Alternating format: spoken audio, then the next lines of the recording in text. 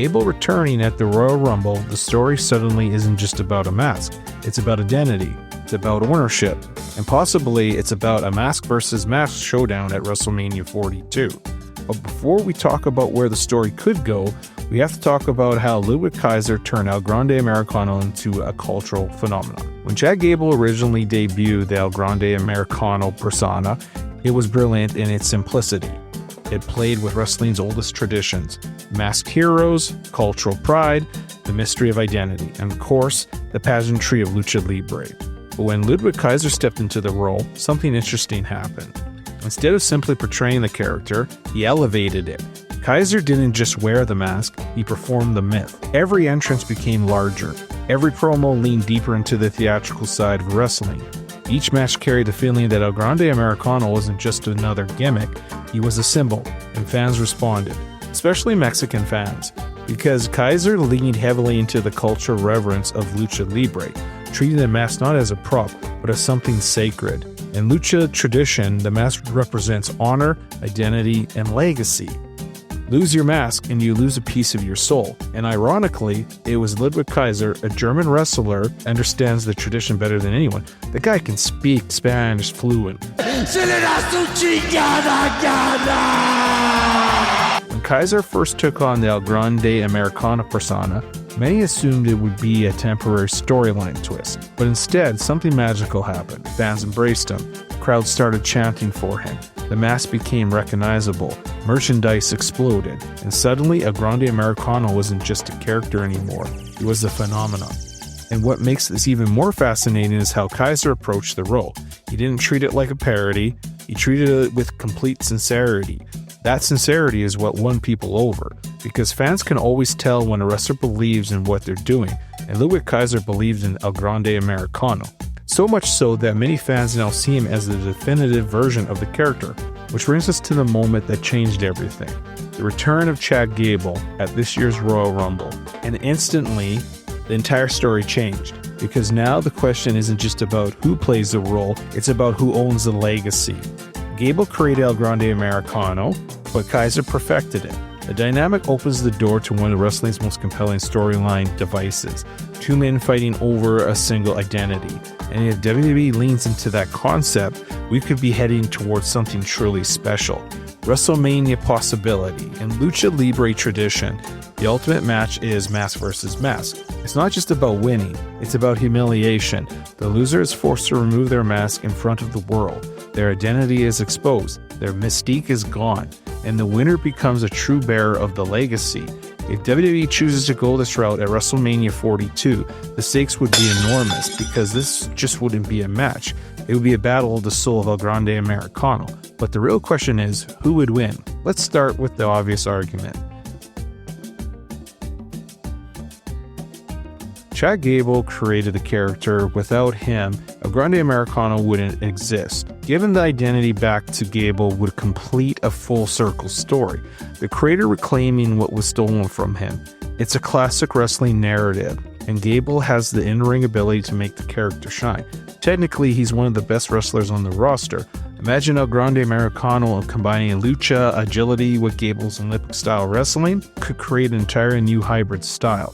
There's also the emotional story. Gable returning to reclaim his creation, proving that the mask belongs to the man who first wore it. It's a redemption arc, and wrestling fans love redemption arcs. But there's another side to this argument, and it might be even stronger. Because sometimes the student surpasses the master, and that might be what we're witnessing with Ludwig Kaiser. Kaiser didn't just inherit the character, as I said before, he expanded its reach. He turned El Grande Americano into something bigger than anyone expected. A character embraced by audiences around the world, especially in Mexico. And that matters, because wrestling thrives when characters feel organic to the audience.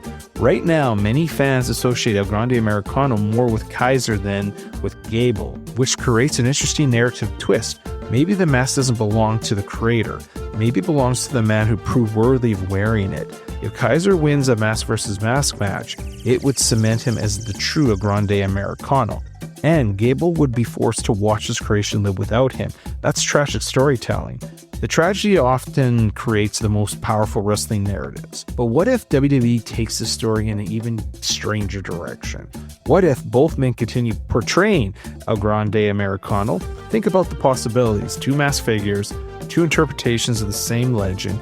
Fans never quite sure which one they're seeing. You could create a mythology around the character. Different people wearing the mask, but the symbol remaining the same.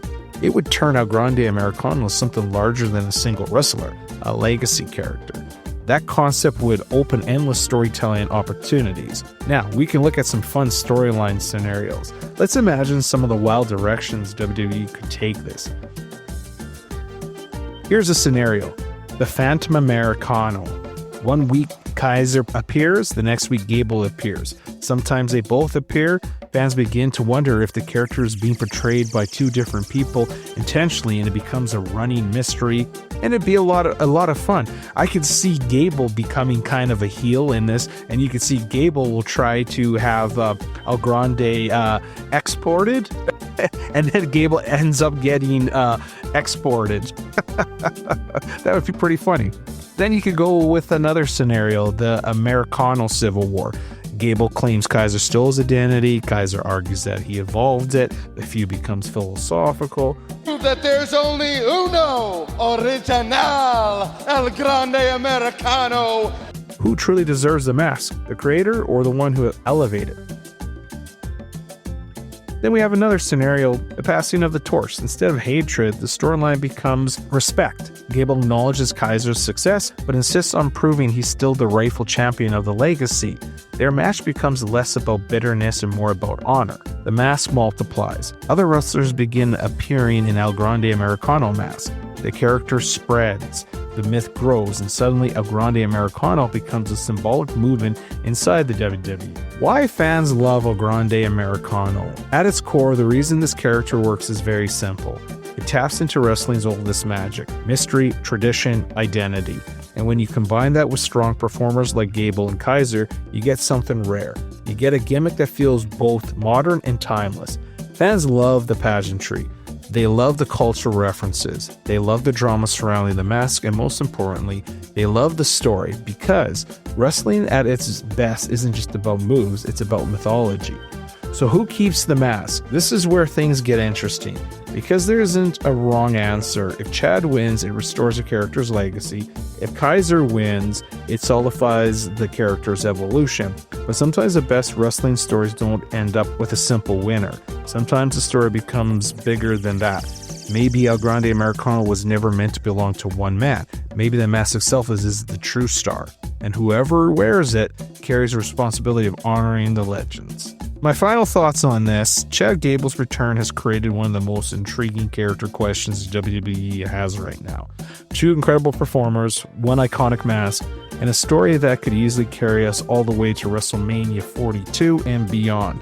Whether it ends in a mask versus mask showdown, or a passing of the torch, or something even bigger, one thing is clear: El Grande Americano has become something wrestling rarely achieves, a character that feels larger than the wrestler behind it. And sometimes those are the characters that live forever. I want to hear from you.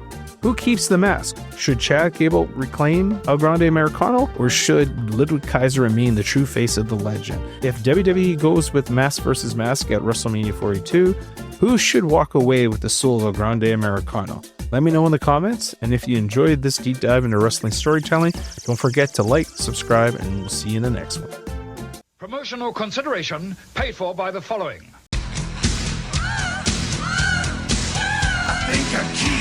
This video is brought to you by Shawn Michaels' Sweet Chin Music Cologne for Men. Because when you're known as the sexy boy, the showstopper, and Mr. WrestleMania, you don't just walk into a room, you main event it.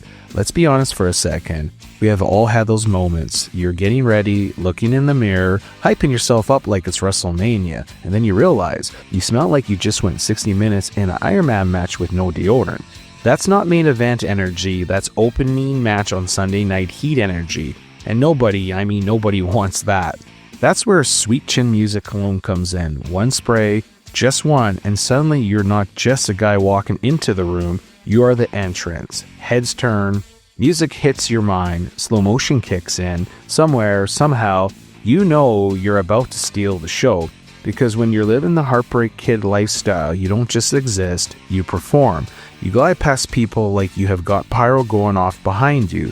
You shake hands like it's a contract signing. You sit down like you just won the main event, and most importantly, you smell like victory. Not like you've been hanging and banging in the locker room all day. And let's address the elephant in the room. Or should I say the locker room? Just because you are not hanging out with your clique doesn't mean you should smell like DX Generate. We have all been there. Gym bag funk, post-workout day sweat, that mysterious smell you don't even want to identify. That's not rebellious, that's just wrong.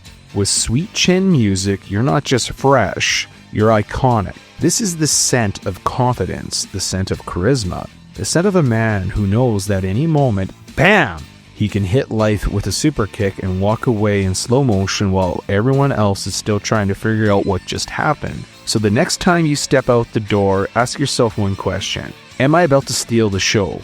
Or am I about to clear the room? Because with Sweet Chin Music Cologne, there's only one answer. And remember, when you smell this good, when you carry yourself like the main event, when the aura is undeniable, the Heartbreak Kid has just left the building.